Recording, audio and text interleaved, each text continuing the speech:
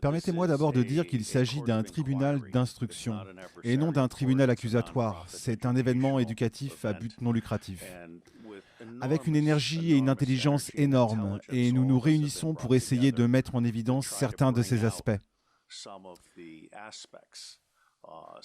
Donc, si vous me le permettez, j'ai préparé une déclaration générale basée sur mon travail de ces dernières semaines. Et je veux dire qu'en tant que père et patriote, je suis également indigné par ce que nous laissons faire à nos enfants.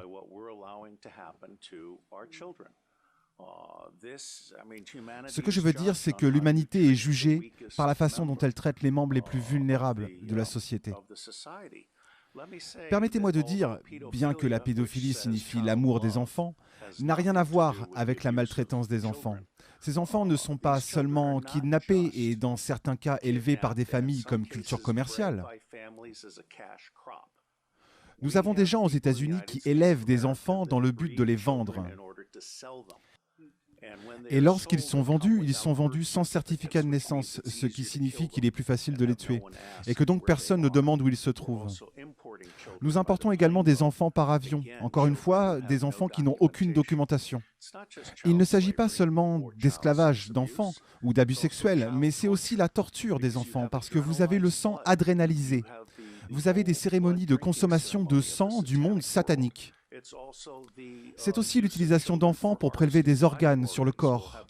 Nous aurons le témoignage de Falun Gong demain. L'une des raisons pour lesquelles le Falun Gong est si populaire est parce qu'il s'agit d'un mouvement sain.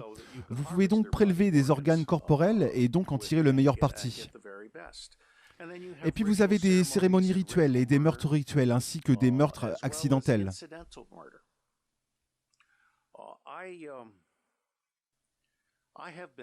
J'ai été espion et je ne suis plus infiltré, je suis sous contrat à vie et je vous le dis sans aucun doute, il n'y a aucun secret dont je me souvienne. Donc si je vais en Iran, ils peuvent me torturer. Il n'y a plus rien pour eux qu'ils puissent obtenir. Mais je connais le système. J'ai été espion dans le monde entier. J'ai créé le Marine Corps Intelligence Command. J'ai entraîné des représentants des forces de l'ordre et du renseignement. Plus de 8000 d'entre eux, originaires de 66 pays, et qui sont tous, sans exception, de bonnes personnes prises dans un mauvais système. Et l'une des choses les plus merveilleuses que cette cour pourrait faire maintenant, comme nous avons eu pour le Pizzagate par exemple, qui a ouvert l'esprit des gens, c'est que nous pourrions atteindre une ouverture d'esprit du public et un impératif absolu du public envers les gouvernements, y compris le gouvernement américain qui, je pense, est le centre de gravité à bien des égards. J'ai trouvé dans mes recherches, en préparation de cette cour et tout le travail qui suivra, que la plupart des organisations qui finissent par être utilisées pour exploiter des enfants,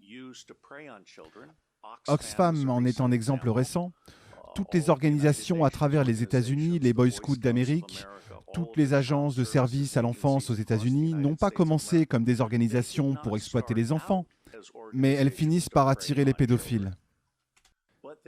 Et en fin de compte, les pédophiles montent hiérarchiquement et finissent par contrôler ces organisations, de telle sorte qu'une organisation qui a initialement commencé à servir les enfants devient une organisation qui en fait chasse les enfants.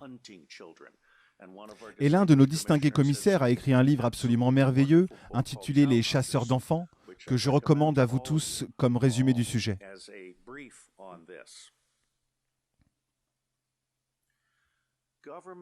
Les gouvernements nous laissent tous tomber. Et je suis absolument d'accord avec le commissaire qui soulève la nécessité de restaurer la souveraineté de We the People. Car non seulement les gouvernements se sont bureaucratisés, mais ils sont maintenant des serviteurs de l'État profond, des banques. Et si vous me le permettez, l'État profond n'est pas la même chose que le gouvernement fantôme. Comme je l'ai dit, chaque organisation compte 90% de bonnes personnes piégées dans un mauvais système. C'est le top 10% qui est généralement l'élément meurtrier. Le gouvernement fantôme est généralement composé de politiciens. Je ne vais pas parler de l'Angleterre, mais aux États-Unis, nous avons une tyrannie bipartite qui prive de droits 70% du public. Et ils dirigent donc ce processus chimérique électoral. L'un des problèmes avec les ordinateurs est qu'il est trop facilement manipulable. Aux États-Unis, les élections sont décidées avant le premier vote. Les machines à voter électroniques sont essentiellement des machines frauduleuses. Tout comme les ordinateurs peuvent enregistrer un procès frauduleux qui pour toujours ne vous lâchera plus ou fera disparaître un enfant. Je suis inquiet parce que la plupart de ces agences travaillant avec les enfants ne bénéficient d'aucune protection contre le contre-espionnage.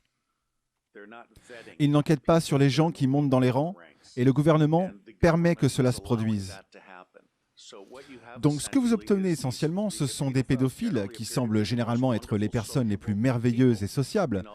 Vous savez, laissez Sally s'asseoir sur les genoux de l'oncle John parce que c'est un oncle tellement aimant. À l'insu des gens, l'oncle John est en fait un prédateur. Nous ne faisons pas de transmission de renseignements au niveau local, provincial ou national. Il est absolument nécessaire que nous commencions à en parler ouvertement. Et bien que nous ne soyons pas une commission d'application de la loi, nous pouvons cependant transmettre des informations aux autorités. Et je pense que nous fournirons un service d'alarme au peuple de Grande-Bretagne et à d'autres pays en étant un aimant pour l'information. D'après mon expérience, lorsque vous publiez une information gratuite, elle attire 100 autres pièces d'information, dont 10 sont inestimables. Il y a donc un retour d'investissement de 10 pour 1.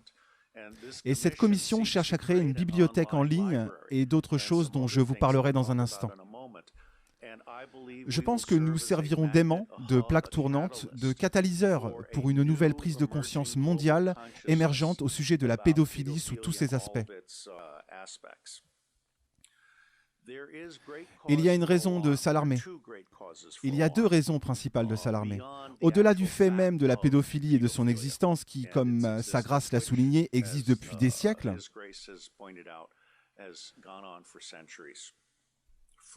premièrement, il semble que l'élite ait cherché à infecter les agents des forces de l'ordre locales et provinciales avec un goût pour la pédophilie. Il semble y avoir une tentative très délibérée de stimuler cet intérêt pour des films pédophiles, y compris les films qui incluent la bestialité.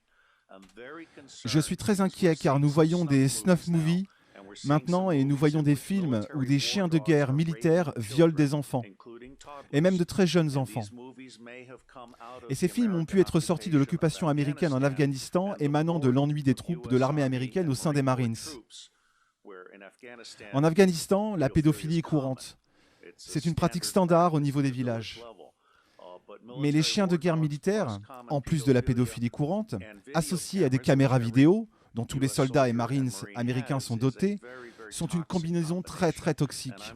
Et je vois des preuves directes que c'est l'une des choses les plus horribles qui sont sorties d'Afghanistan ces dernières années.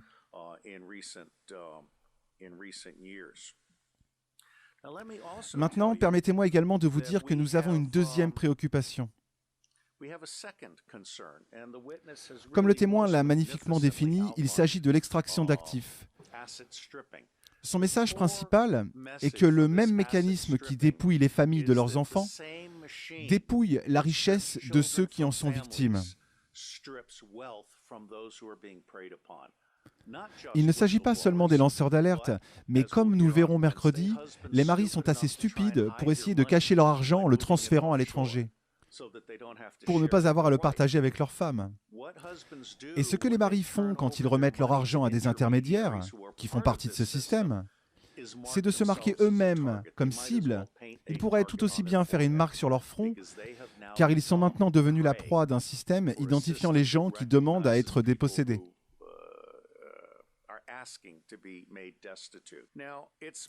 À présent, ce n'est pas mon hypothèse de travail, mais une hypothèse de travail qui reste encore à prouver. Que le nombre total d'enfants qui disparaissent dans le monde est proche de 8 millions d'enfants. Aux États-Unis d'Amérique, le nombre reconnu sans compter les enfants élevés sans certificat de naissance, sans compter les enfants importés sans papier, se situe entre 600 000 et 800 000 par an. Imaginez maintenant l'Afrique et l'Asie de l'Est et tous ces autres endroits. Personnellement, je pense que le nombre que nous voulons essayer de documenter dépasse de loin les chiffres officiels. Et nous devons encore savoir quel est le nombre réel.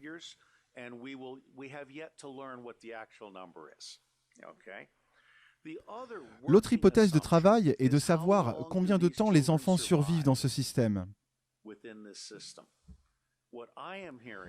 Ce que j'entends des témoins à qui j'ai parlé, c'est 2 ans. Cela peut être plus long, peut-être 4 ans, peut-être 6 ans. Mais dans la plupart des cas, ces enfants sont tellement maltraités. Nous parlons ici de viols toutes les heures, de telle sorte qu'ils atteignent leur date d'échéance dans les 2 ans. Puis ils sont soit tués en toute impunité, ou tués de façon rituelle, si c'est pour cela qu'ils ont été élevés. Je pense donc que nous devons le documenter. Personne d'autre ne l'a fait de façon systématique auparavant. Cette commission rend un service exemplaire en essayant de donner une image générale pour l'intérêt public. Ce sera une entreprise massive. Et alors que la tentative préliminaire est de faire un effort de 6 à 9 mois sous réserve de la disponibilité des fonds et de la disponibilité des témoins et aussi des prisonniers, il y a plusieurs prisonniers qui peuvent être interrogés, qui, lorsqu'ils sont correctement interrogés par des spécialistes, peuvent vraiment donner une compréhension plus profonde qui n'a pas été réalisée par la police et d'autres organismes d'application de la loi. Car ils traitent simplement ces personnes, lorsqu'elles sont capturées, dans les rares cas où ils les attrapent, comme des articles jetables à jeter en prison et à oublier. Et demain, nous recevrons le témoignage d'experts d'un de nos commissaires qui pourra en parler bien mieux que moi. William Binet est mon homologue. Il est à la NSA ce que je suis à la CIA. Ce qui signifie qu'il dit, comme je le dis, que nous pouvons éliminer 70% de nos organisations respectives et mettre les 30% restants au travail. Binet est également l'auteur de ThinThread, qui est un moyen de faire une découverte profonde dans les bases de données non structurées de l'Internet. Il est donc prêt à nous aider à traquer la pédophilie dans le monde. Et l'une des choses pour lesquelles l'autre commissaire technique, Stephen Arnold, est très bon, est la levée de l'anonymat sur Internet. Cela inclut que chaque image ait une empreinte digitale. Vous pouvez donc prendre une photo d'un enfant maltraité et vous pouvez suivre cette image sur le Darknet. Nous voulons avoir un système d'ingestion très professionnel, afin que les gens puissent se proposer comme témoins experts de la question ou se porter volontaires pour offrir leurs documents. Il y a maintenant un certain nombre de pédophiles qui sont prêts à nous livrer leur discours. Donc je pense que nous sommes en train de faire quelque chose de vraiment énorme. Mon commentaire final portera sur le centre de gravité pour faire tomber l'État profond. La pédophilie est à la fois le lien d'influence. C'est la façon dont le Deep State recrute et contrôle les gens. Mais c'est aussi son talon d'Achille. Et je pense que lorsque le public se rend compte que le gouvernement ne protège pas ses enfants à une échelle de vulnérabilité que nous ne pouvons à peine exprimer, tout le reste du gouvernement est remis en question. Donc pour moi, c'est un effort vraiment juste.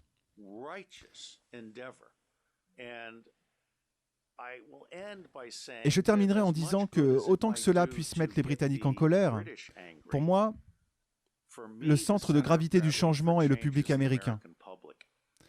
Car si le public américain est en colère, nous cesserons de soutenir les dictateurs à l'étranger et nous fermerons toutes nos bases militaires à l'étranger. Je suis sur le dossier en tant qu'officier des opérations de la CIA et je dis que nos milliers de bases à l'étranger ne sont pas là pour la défense nationale.